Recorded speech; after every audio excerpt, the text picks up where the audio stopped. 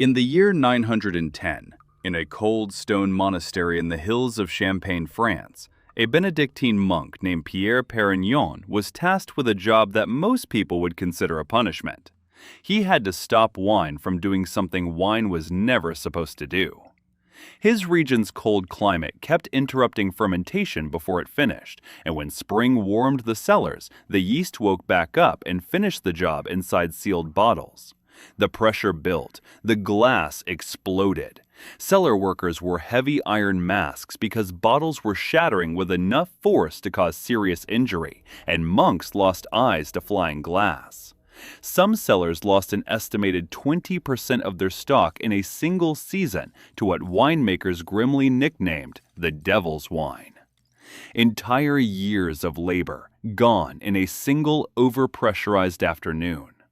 And the reason any of this mattered enough to risk a monk's eyesight was not profit, it was not pleasure, it was the Mass. Without wine, there could be no Eucharist, no communion, no core ritual of the Catholic Church, performed daily in tens of thousands of monasteries and parishes across a fractured, illiterate, war-torn Europe. A sip of wine, transformed on the altar, was considered by hundreds of millions of Christians to be nothing less than the blood of Christ. That is not a metaphor invented for dramatic effect. That was, and still is, literal Catholic doctrine. So for roughly 1,000 years, while kingdoms burned and empires collapsed and the art of reading nearly vanished from entire continents, one institution refused to let winemaking die: the Church. Today, wine is something you can grab from a grocery store shelf for $6, uncork with a $5 gadget, and finish on a random Tuesday night. So how did a fermented grape drink become sacred enough to justify 1,000 years of obsessive, meticulous, sometimes bloody preservation? This story does not start in a French abbey. It starts about 8,000 years ago, in the mountains of the South Caucasus, in a place most people could not find on a map: modern-day Georgia. Archaeologists working in the Shuleveri Shomu culture in the hills south of Tbilisi have uncovered clay jars dating to roughly 6,000 years before the Common Era, containing chemical residue of tartaric acid, the signature fingerprint of grapes. These were not decorative pots. They were fermentation vessels, large earthenware jars called qvevri, buried in the ground up to their necks to keep temperatures stable through hot summers and freezing winters. The people who built them did not have thermometers, did not have a word for yeast, and certainly did not understand microbiology. They noticed that wild grapes left crushed in a container turned into something that made you feel strange, and something that did not spoil the way plain grape juice spoiled. They did not know the word fermentation. They were doing it anyway. Now, there is a charming legend, sometimes called the Persian myth of wine, that credits its discovery to a jilted concubine in the harem of King Jamshid, who tried to poison herself with spoiled, fizzing grape juice she assumed was toxic, only to find herself pleasantly drunk instead, survived, and told the king. That story is almost certainly a myth, but myths like this exist across nearly every wine-producing culture, which tells you something important. Nobody actually planned this. Wine likely invented itself through the simple, unavoidable chemistry of wild yeast landing on the skins of ripe, split-open grapes. Humans just had to be paying attention when it happened. And in Georgia, they were paying very close attention. The Georgian qvevri method, fermenting and aging wine in buried clay vessels, is so old and so specific to the region that in the year 2013, UNESCO listed it as an intangible cultural heritage of humanity. People are still using nearly the same technique today that their ancestors used 8,000 years ago. From the Caucasus, the vine and the knowledge of what to do with it began moving. Wine traveled south into Mesopotamia and Persia, west into Anatolia, and eventually into Egypt, where it became something closer to what we would recognize as an industry. Egyptian tomb paintings dating back roughly 5,000 years show detailed scenes of grape harvesting, foot treading in stone vats, and sealed amphorae, and the pharaohs took the record-keeping seriously. Wine jars found in the tomb of the boy king Tutankhamun, who died around 1323 years before the Common Era, were labeled with the vineyard of origin, the vintage year, and even the name of the chief vintner. Essentially, the world's first wine labels, 3,300 years before anyone slapped a label on a bottle of Cabernet. Wine was expensive, reserved largely for the elite and for the afterlife, buried alongside kings to sustain them in the next world. Beer, cheaper and made from grain that grew locally in abundance, remained the drink of ordinary Egyptians. Wine was status. It still is, in a lot of ways, but back then the gap was extreme. Think about that for a second. An entire vintage system, tracking specific fields and specific years in use before the pyramids at Giza had even finished weathering their first millennia. But it was Greece that turned wine into a civilization-defining obsession, and then Rome that turned it into an empire-scale industry.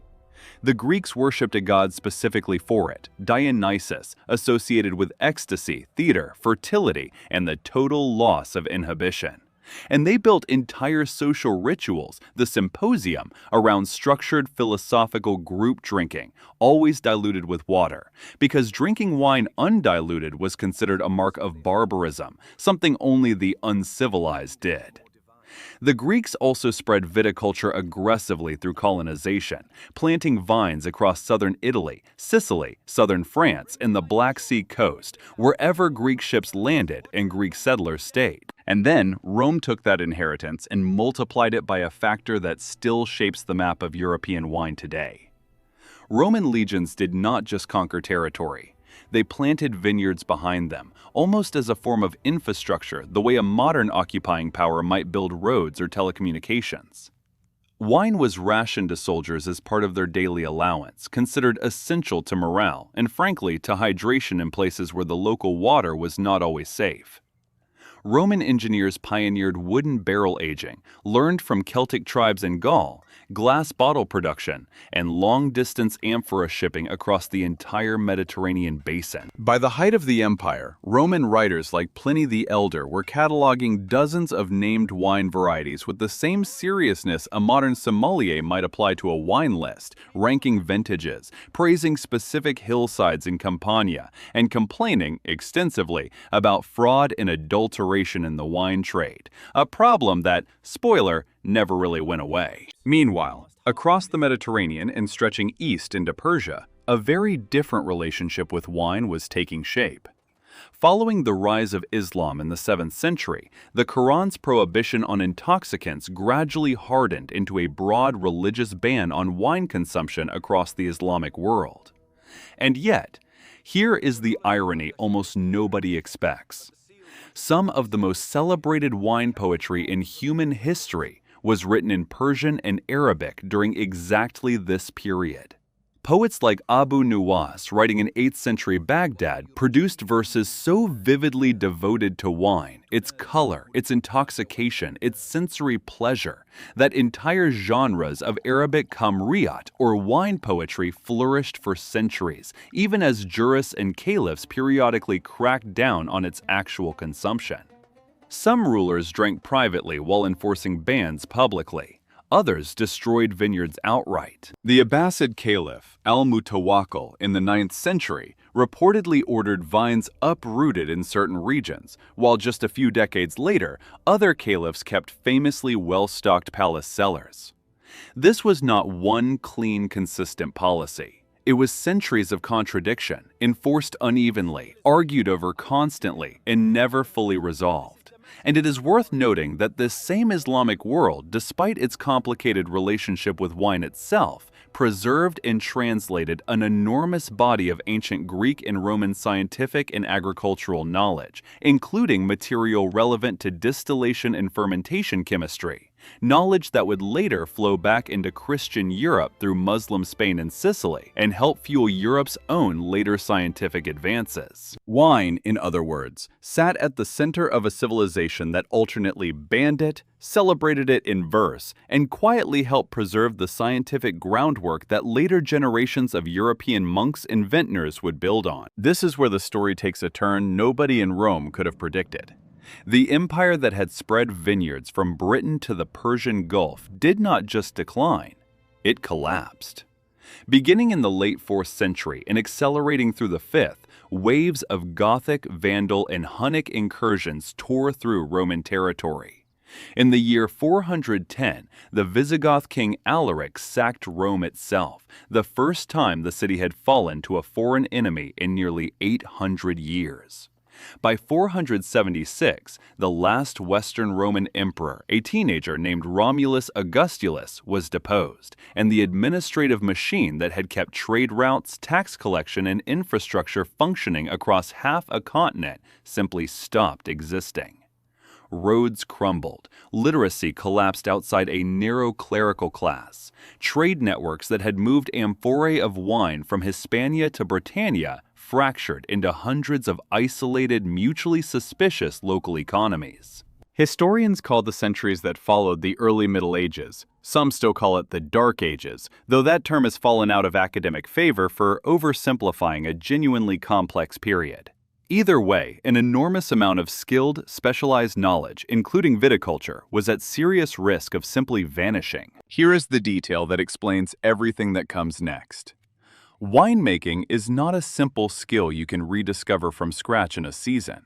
It requires knowing which grape varieties suit which soil and climate, how to prune vines correctly across multiple years before they even produce usable fruit, how to control fermentation temperature, how to store and age wine without it turning to vinegar, and how to pass all of that knowledge down accurately across generations. Interrupt that chain for even 1 or 2 generations in a world without widespread written record keeping, and it does not just pause, it can disappear entirely from a region. That happened to viticulture in large parts of post-Roman Britain and Germania. It very nearly happened across the former Roman heartland of Gaul and Italy, too. It did not happen, and the reason is almost absurdly specific.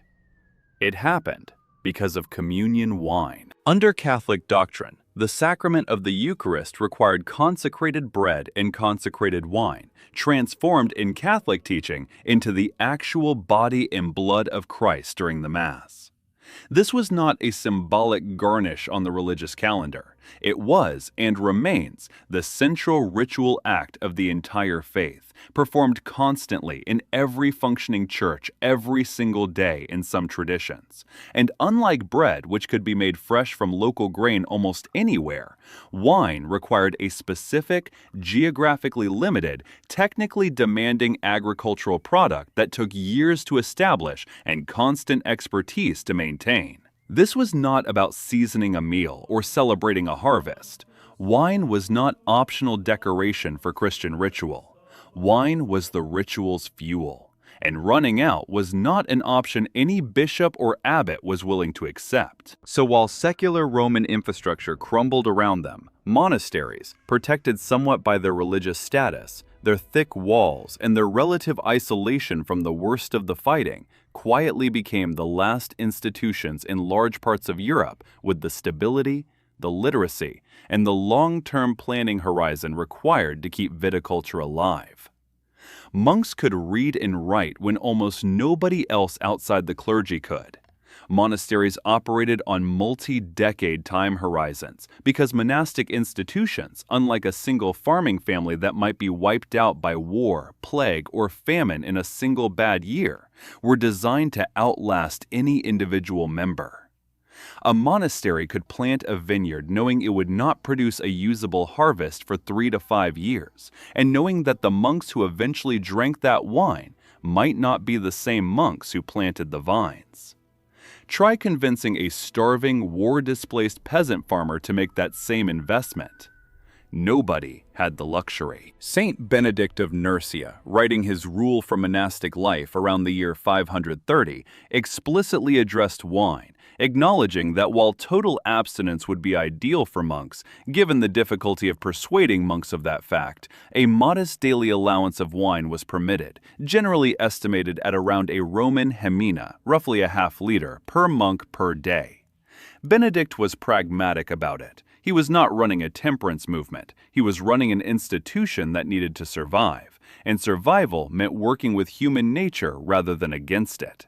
That single practical allowance, embedded into the foundational document governing thousands of monasteries across Europe for the next 1,500 years, guaranteed a baseline, continuous, structural demand for wine production that had nothing to do with market forces or aristocratic taste. It existed because the rule said so. Monasteries did not just passively maintain existing vineyards either. They expanded, experimented, and systematically documented in a way almost nobody else in early medieval Europe was doing. The Cistercian order, founded in the year 1098 as a stricter back-to-basics reform of Benedictine monasticism, became particularly obsessive about viticulture, treating it almost as a form of devotional labor.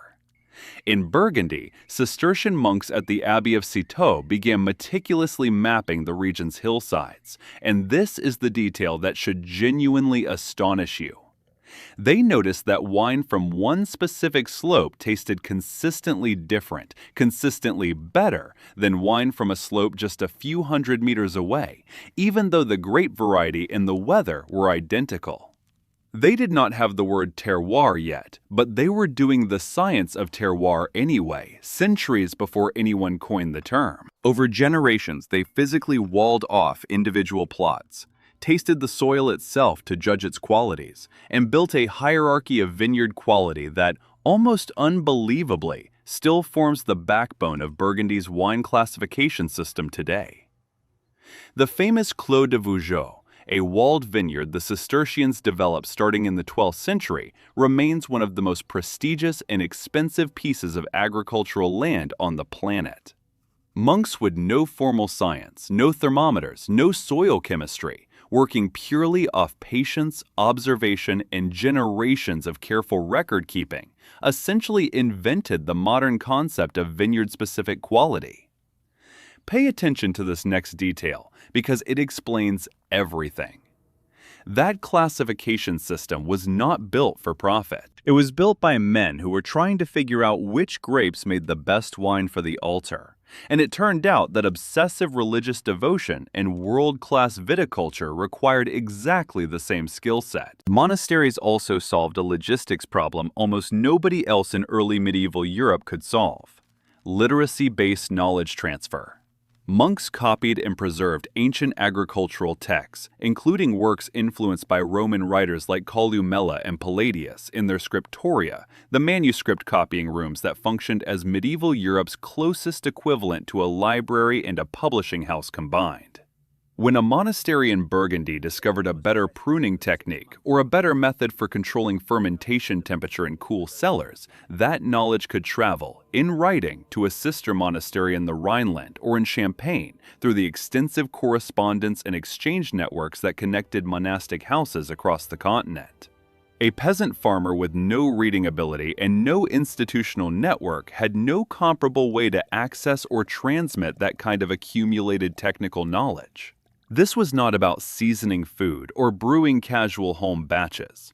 Monastic viticulture was closer to an early distributed research and development network, and the product it was researching happened to be wine. If you are finding this interesting, hit subscribe. We cover stories like this every week, and you will not want to miss what comes next, because the story of wine is about to get a lot stranger and a lot darker. By the High Middle Ages, roughly the 11th through 13th centuries, monastic vineyards in regions like Burgundy, Champagne, the Rhine Valley, and Bordeaux had become genuinely significant economic engines, not just religious necessities. Monasteries sold surplus wine to fund building projects, charitable works, and the general operation of the institution, and some abbeys became major commercial wine producers in their own right, with holdings that rivaled or exceeded secular noble estates. The Abbey of Cluny, at its peak, controlled an enormous network of vineyard properties across Burgundy. This is where the story gets a little uncomfortable for anyone picturing monks as humble, poverty-driven ascetics quietly sipping watered wine in candlelit silence. Some monasteries became genuinely wealthy, land-owning agricultural powerhouses, and wine was a core part of that wealth. The sacred and the commercial were never as separate as people like to imagine. Now we come back to Dom Pérignon, the Benedictine cellar master at the Abbey of Hautevillers in Champagne, and the exploding bottle problem from the opening of this video. For a very long time, popular legend credited Dom Pérignon with personally inventing sparkling champagne, supposedly exclaiming upon first tasting his creation, "Come quickly, I am drinking the stars." That story is almost certainly fabricated, likely invented by champagne marketers in the 19th century, generations after Dom Pérignon's actual death in the year 1715. Whether every detail of the legend is historically accurate remains firmly rejected by most modern wine historians. What is true and well documented is that Dom Pérignon was a genuinely skilled and methodical winemaker who spent decades trying to eliminate unwanted bubbles from champagne's wine, not create them. Because in his era, effervescence was considered a flaw, a sign of poor, unstable wine, not a luxury feature. He pioneered techniques for gentle pressing to preserve white juice from black grapes, careful blending of grapes from different vineyards to achieve consistency, and stronger glass and cork closures to reduce breakage. The ironic twist is almost too good to be true.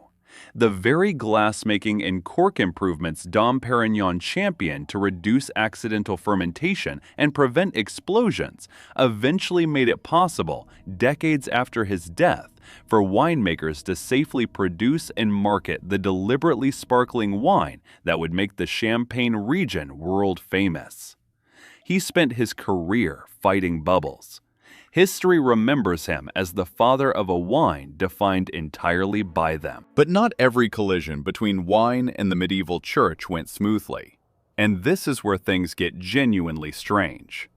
As Christianity spread into regions with no prior wine culture, northern Germany, parts of Scandinavia, the British Isles, clergy sometimes found themselves defending an unfamiliar, expensive, imported liquid to skeptical converts who had never tasted grapes in their life and could not understand why their new religion demanded a substance their climate could not even produce. In genuinely cold northern regions where grapevines simply would not grow reliably and importing wine was prohibitively expensive for ordinary parish use, there were real, documented theological debates within the medieval church about whether beer could serve as a valid substitute for the Eucharist. And no, that is not something anyone made up for a documentary script. That was a real, recorded theological argument, considered seriously by real clergymen in real church councils, and the answer that eventually prevailed, reaffirmed repeatedly by church authorities, including at later councils, was an emphatic no. Wine, specifically fermented grape wine, was doctrinally required. Beer, no matter how devout the brewer, simply would not do. Which meant that missionaries and monastic orders pushing north had to solve an agricultural problem, importing vines, experimenting with cold hardy varieties, and building trade networks to ship wine into regions that could never grow it themselves, purely to keep the sacrament valid. This is the part that does not get enough credit. An enormous amount of medieval European trade infrastructure, entire river shipping networks along the Rhine and the Rhone existed substantially to move sacramental wine north to churches that physically could not produce their own. This is where the story turns, because not everything about medieval and early modern wine production was devotion and careful terroir mapping. It also involved fraud, adulteration, and, eventually, poison, and the consequences were not always contained to a bad hangover. Wine adulteration is almost as old as wine itself, and Pliny the Elder was already complaining about fraudulent Roman vintners centuries earlier. But the practice reached genuinely lethal extremes in the modern era, and this is worth treating with the seriousness it deserves. In the summer of 1985, Austrian authorities discovered that a number of wine producers had been illegally adding diethylene glycol, a chemical compound related to antifreeze, to cheap wines in order to fake the sweetness and body of more expensive, higher-quality vintages. The scandal, which became known as the Austrian wine scandal, destroyed the country's wine export industry almost overnight, wiping out roughly 90% of Austria's wine exports within a year, and taking the better part of a decade to rebuild any international trust. Fortunately, in Austria itself, the doses involved, while illegal and dangerous, did not cause confirmed fatalities. Italy, the following year, was far less fortunate. In March of 1986, several unscrupulous producers seeking to cheaply boost the alcohol content of low-grade wine added methanol, wood alcohol, a substance that is genuinely and severely toxic to the human body, causing blindness and death even in relatively small quantities. An estimated 19 to 23 people died across Italy from methanol-adulterated wine that spring, and dozens more were left permanently blind or with lasting organ damage. This was not folklore. This was not exaggeration for dramatic effect.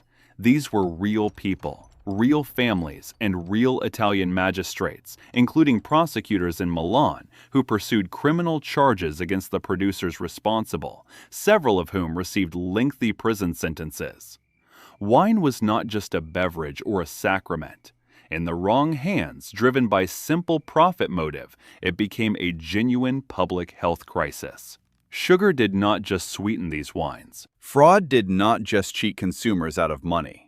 Greed killed people, and it took Italy's wine industry years to rebuild the international confidence those deaths shattered. That was 1986, but the technical scientific transformation of wine had already been underway for over a century by that point, and it started, somewhat improbably, with a French chemist who was not even initially studying wine at all. Louis Pasteur, in the 1850s and 60s, was asked by French wine producers to investigate why so many batches of wine were spoiling, turning sour or bitter in ways vintners could not predict or control.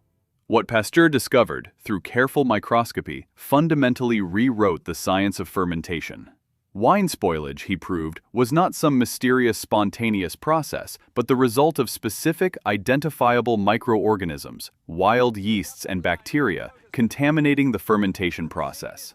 His solution, gently heating wine to kill off unwanted microbes without ruinously altering its flavor, became known as pasteurization, a technique that would go on to transform not just wine, but milk, beer, and food preservation globally. Here is the twist almost nobody expects. The man whose name is now most associated with making milk safe to drink built his entire foundational discovery on a problem handed to him by frustrated French winemakers. Industrialization did to wine what it did to nearly every other product of the 19th century. It made careful, artisanal, small-batch production suddenly capable of massive scale. Glass bottle manufacturing, once slow and expensive, became mechanized and cheap. Cork, harvested from cork oak forests primarily in Portugal and Spain, became a standardized, mass-produced closure. Railroads spreading rapidly across Europe and North America in the mid to late 1800s meant wine no longer had to be consumed near where it was grown, and could instead be shipped in bulk to distant cities and even across oceans. In 1855, at the request of Emperor Napoleon III for the Paris World's Fair, Bordeaux wine brokers created a formal classification system, ranking the region's top chateaux into 5 tiers of quality, a system so influential and so rigid that, with only one modification in over a century and a half, it still governs how the world's most expensive Bordeaux wines are marketed and priced today. But industrialization also nearly ended European wine production altogether, through an accident with genuinely apocalyptic consequences for the industry. In the 1860s, an American vine louse, Phylloxera, arrived in France, almost certainly hitching a ride on botanical specimens imported from the United States for research and experimentation. European grapevines, unlike their American cousins, had no evolved resistance to this microscopic insect, which fed on grapevine roots and slowly killed the plant from below ground, invisible and undetectable until entire vineyards were already dying. Phylloxera spread with terrifying speed, moving from the Rhone Valley outward, and within roughly 2 to 3 decades it had devastated an enormous portion of France's vineyards, with some estimates suggesting well over half of French vineyard acreage was destroyed or severely damaged before the crisis was brought under control. It then continued spreading across the rest of continental Europe, reaching regions from Germany to Italy to Spain, and even crossing into other wine-producing regions of the world. Entire winemaking communities, families whose vineyards had operated continuously since medieval monastic times, in some cases literally the same plots the Cistercians had walled off centuries earlier, watched generations of accumulated vines simply die in the ground. And with them, decades of income, and in some cases, centuries of specific viticultural heritage tied to particular old vines. The solution, once discovered, was almost as strange as the crisis itself. American rootstocks, the same continent the louse had originated from, turned out to be naturally resistant to phylloxera. The fix was to graft traditional European grape varieties, the vinifera vines that produce the wines everyone actually wanted to drink, onto resistant American rootstock, essentially building a European-American hybrid plant, European fruit growing on American roots. This is the part that should genuinely surprise you. The overwhelming majority of the world's fine wine vineyards today, from Burgundy to Napa Valley to Tuscany, are still grown this exact way, grafted onto phylloxera-resistant American rootstock, a permanent, largely invisible legacy of a 19th century agricultural catastrophe that came within a hair of ending European wine production as a viable industry. The 20th century brought its own strange chapter, one that had nothing to do with insects and everything to do with morality legislation. In the United States, the ratification of the 18th Amendment in 1919 and the passage of the Volstead Act ushered in prohibition, banning the manufacture, sale, and transportation of alcoholic beverages nationwide beginning in January of 1920. American wine production, which had been growing steadily, particularly in California, collapsed almost overnight. Thousands of acres of premium wine grapes were ripped out and replaced with thick-skinned table grape varieties that could survive shipment to home winemakers, since federal law, somewhat bizarrely, still permitted households to produce a limited amount of wine for personal consumption. Sacramental wine once again played an unlikely pivotal role. Because prohibition included a specific religious exemption, allowing wine production for Catholic Mass and Jewish ceremonial use, some wineries survived the entire 13-year dry period specifically by reclassifying themselves as sacramental wine producers, a direct 20th century echo of the exact same religious loophole that had kept European viticulture alive during the collapse of Rome over 1,000 years earlier. When Prohibition was finally repealed in 1933, the American wine industry had to essentially rebuild itself from a fraction of its former size and expertise, a process that would take decades and would not fully mature until California producers began seriously challenging traditional European wines on the world stage in the 1970s. Today, wine is a genuinely massive global industry. Global wine production hovers around 260 million hectoliters annually, produced across roughly 70 countries, with Italy, France, and Spain consistently ranking among the top producers by volume, though the United States, Australia, Chile, Argentina, and South Africa have all become major producing nations in their own right over the past several decades.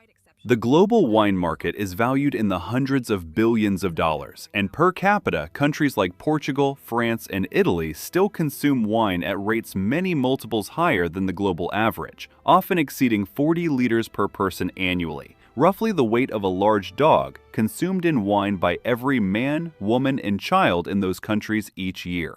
The United States, despite generally lower per capita consumption, has grown into the single largest wine-consuming nation on Earth by total volume, a remarkable turnaround for a country whose domestic industry was still recovering from prohibition within living memory of some of its founders.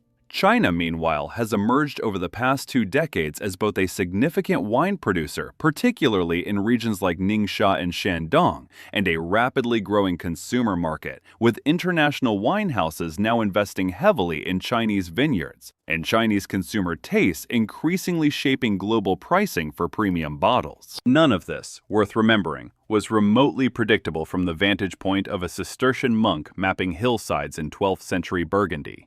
And yet, the underlying logic has never really changed.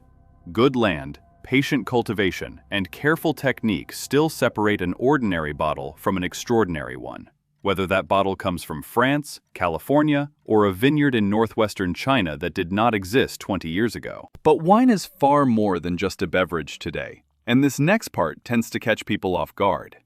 Scientific researchers have spent decades studying resveratrol, a compound found in grape skins, for potential cardiovascular and longevity benefits, though the scientific consensus remains genuinely mixed and far more cautious than the wildly optimistic headlines you may have seen.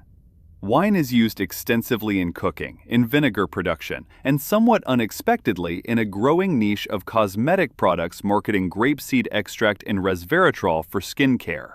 Rare bottles have become genuine investment vehicles, with certain historic vintages selling at auction for hundreds of thousands of dollars, treated less like a beverage and more like fine art or precious metal. And here is the detail that sounds almost like science fiction. In November of 2019, a French venture called Space Cargo Unlimited sent bottles of Bordeaux wine to the International Space Station, where they aged in microgravity for approximately a year before returning to Earth, part of ongoing research into how weightlessness and cosmic radiation affect fermentation, aging, and plant biology. Research that scientists hope could eventually inform agricultural resilience here on Earth.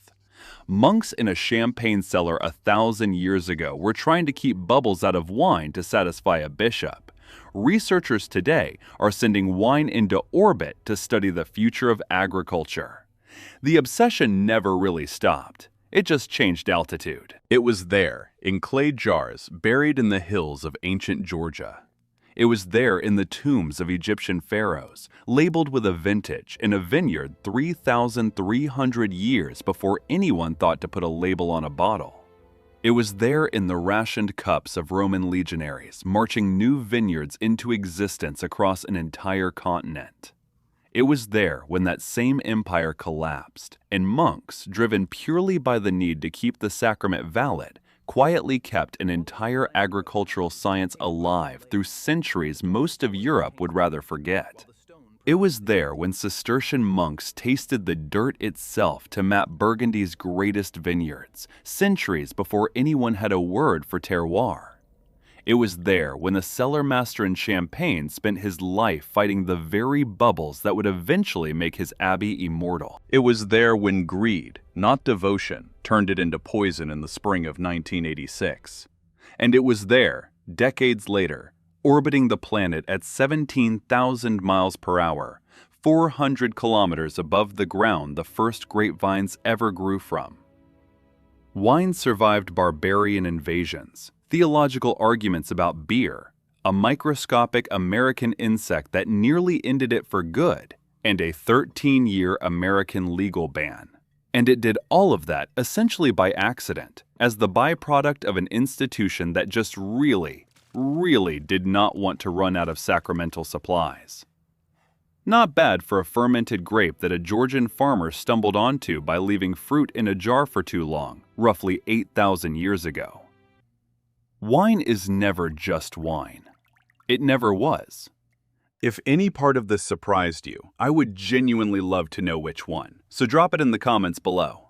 And if you enjoyed this deep dive, do me a favor and hit subscribe, because there are a lot more stories like this one coming.